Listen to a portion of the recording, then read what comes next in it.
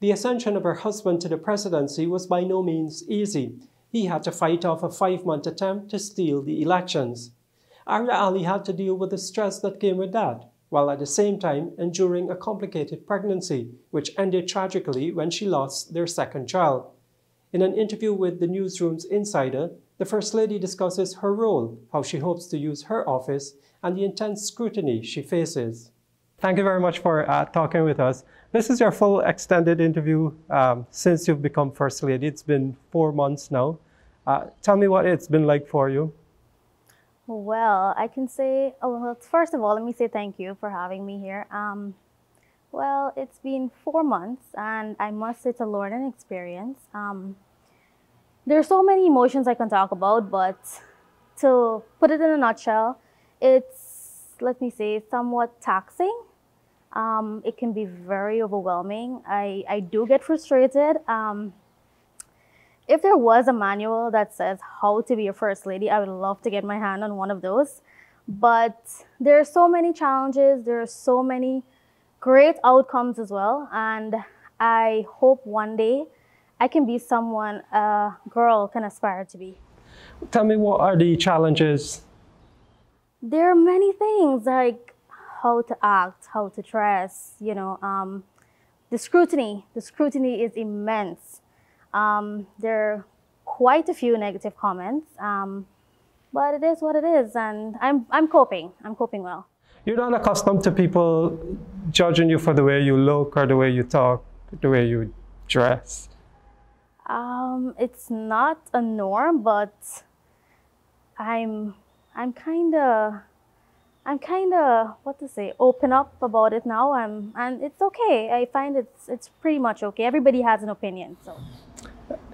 Are you involved a lot in the political aspects of your husband's work? I try not to be. My office is very ceremonial, and I try not to keep the politics in, but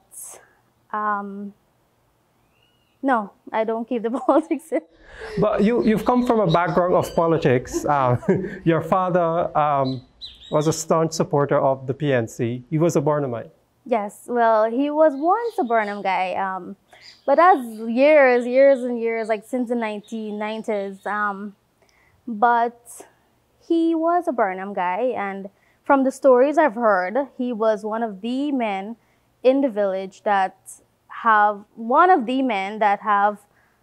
had a telephone, like, and a television at that time. So it was a big thing. It was a big thing in the village, and from the stories I've heard, like, people would have to go to his house to make a phone call, that kind of thing. So after then, I think when Chadi Jagan won, he did have a switch. So so he switched to PPP, and but there isn't much I can reflect on because I was 9 years old when he died. So there isn't much I can actually remember.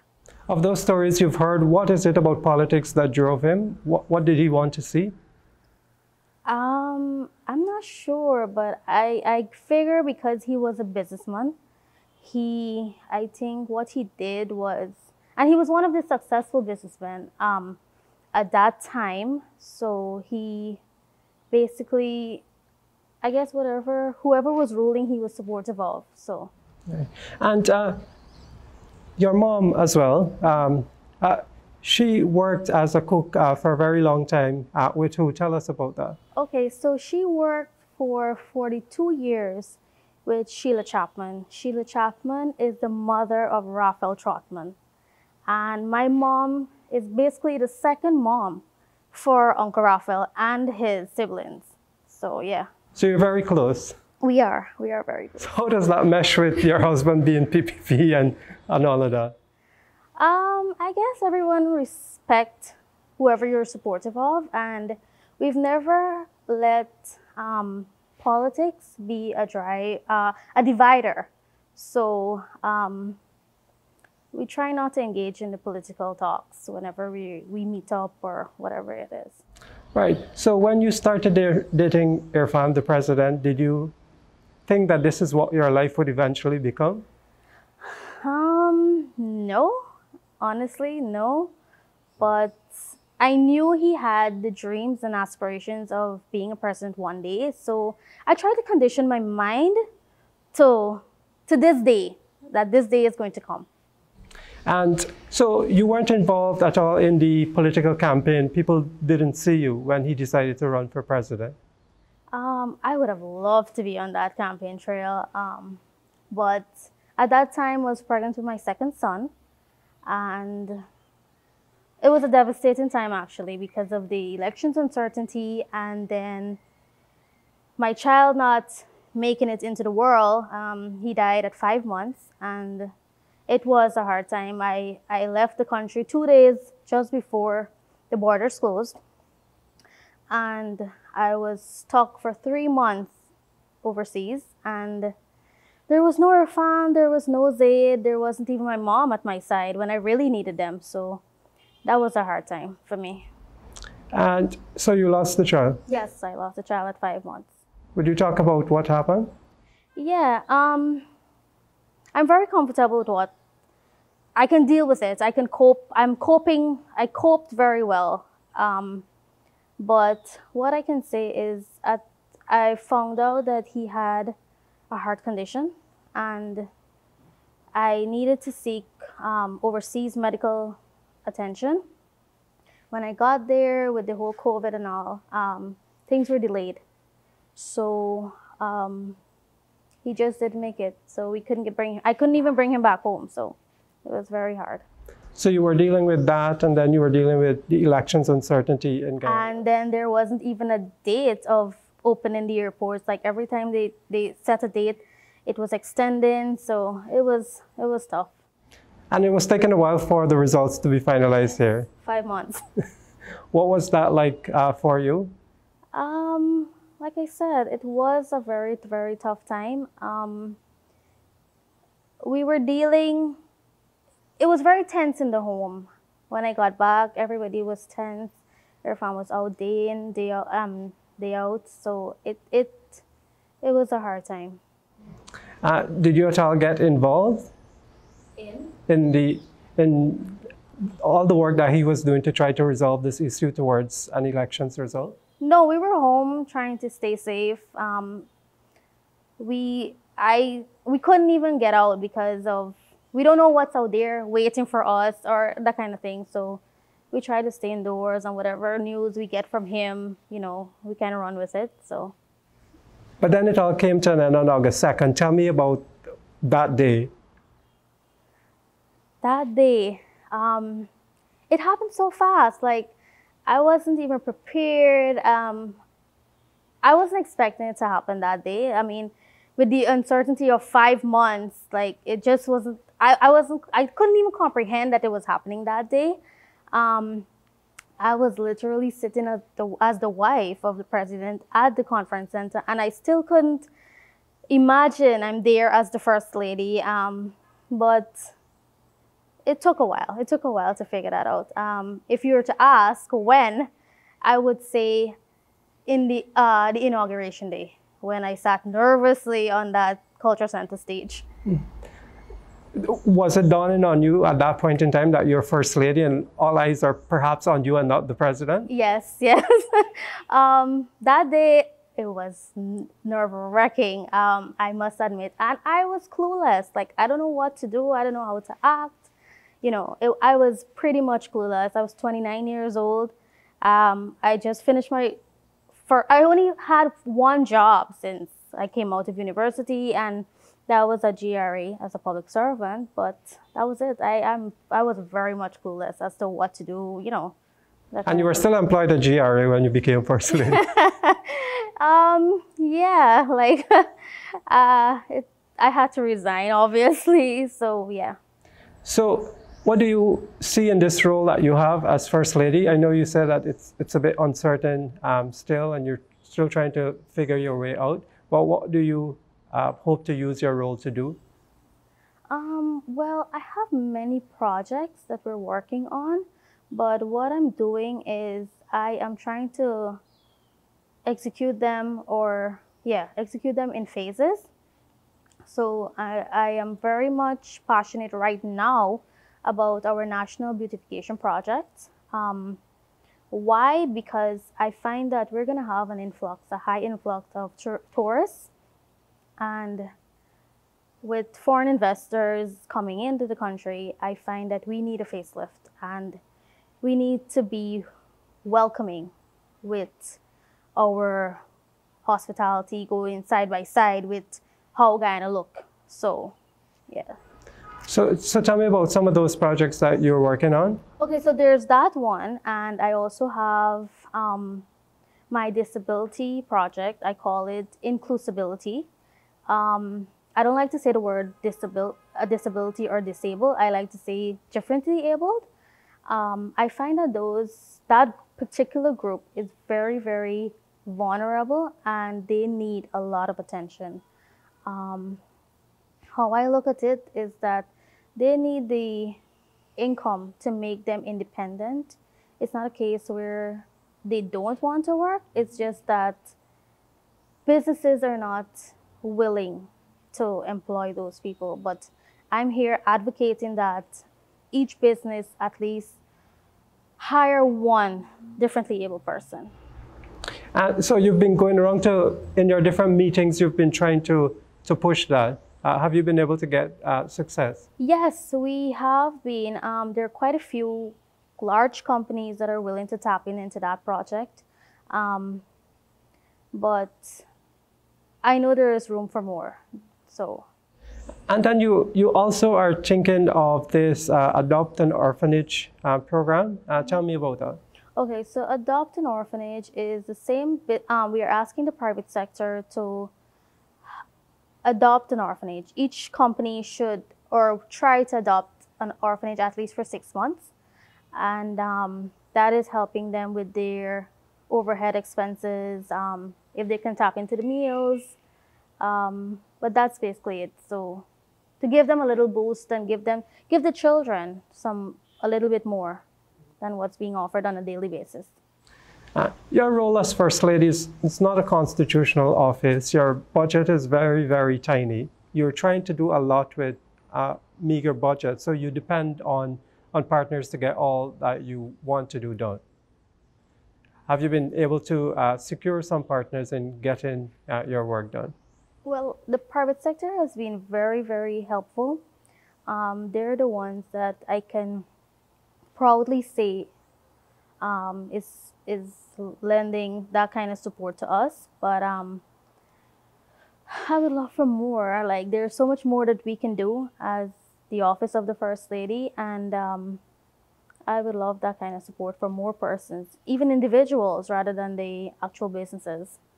You started off talking about the do's and don'ts. What sort of things must the First Lady do and not do? That's a good question. Like, I wish I knew. There are many things. Like, for instance, you can't have a personal life. Not even a personal life, but you can't even have personal social media accounts. Like, everything is being monitored. There's no privacy. There is no privacy. There's always somebody behind you. If I want to go somewhere, I have to tell somebody so that they can make provisions or put systems in place so that I can move from point A to point B. So there's no privacy. If I want to walk downstairs, there's somebody behind me. Like, it's totally different. It's a whole lifestyle change. All the work that you do reflects on the work that your husband does as the president. What can you tell us about him and the way he goes about his business of running the country? Well, the president is a president. I try not to mix the president's agenda with my husband's agenda. So when we're at home, we try not to talk politics. We try to be more of a family. We try to interact with the baby, and we have breakfast together, we have lunch together. We would sit and watch a movie. So other than me finding out his work on his social media page, there isn't like a conversation where he's like, so tomorrow I have XYZ to meet, or that kind of thing. So and I'm happy about it. There are days where I ask, how was the day? or what do you have planned tomorrow? But other than that, I try not to tap in too much. It gets overwhelming at some point. Would you describe him as a workaholic? He is a workaholic. Like this morning, he left at 7. Yeah, he comes home late at night and he leave early in the morning. So, but I am happy for the days that we get to spend together, which is like mostly the weekends. Yeah. Yeah. And how are you managing your office and family? It's tough because I have a toddler and he is in his exploring stage where he pulls things down and, you know, he is just running. He's eager to learn. But I feel that I am balancing family life as well as my office. But it's working for us. There must have been times when you're thinking, what happens to him when he grows up a little bit? Because you do have at least 5 years in this house, and hopefully another 5 years. It is worrisome. Like my biggest worry right now is he is growing into this. He doesn't know anything other than somebody opening a door for him or somebody is doing his dishes. But I will try to instill in him that he still needs to be the gentleman. He still needs to open doors for women, girls. He still needs to make up his bed every morning. If he uses something, he needs to wash it, like dishes. That is kind of worrisome. Have you thought about him going to school and what that could be like? Oh, I'm not sure how that's going to work out, but I'm sure it's going to pose a lot of challenges. And your mom helps you a lot. You said your father died when you were 9 years old. She has been with you all through then, and she still continues to support you. She's my major support system. Like, my mom has been there for me ever since. Like, I can't imagine a day without her. I'm sitting here and I'm very comfortable knowing that she's home with my baby. So, yeah, she plays a major role in my life. So let's talk about State House now. You're in this big, massive house. What sort of change was that for you, knowing that this place is always busy, you always have people coming through, you have to, I don't know what things you have to do, I suppose, host dinners for visiting dignitaries. Is that a challenge for you? Is it something you enjoy? Does it become overwhelming? I am still adjusting, Neil. I come from a very humble background. I am very comfortable with a quiet countryside home, and here I am in the State House. Yeah, it's. I can say though that our family has grown. We have an extended family, and I consider them my team. And they're working very hard to support us and support the home.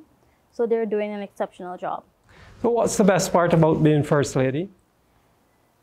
Oh, that's a quick trick question. I guess it's the impact that I can make for women and girls. As I said earlier, I really, really want to be a person young girls aspire one day to be. I know in my capacity I can help, and I'm willing to help.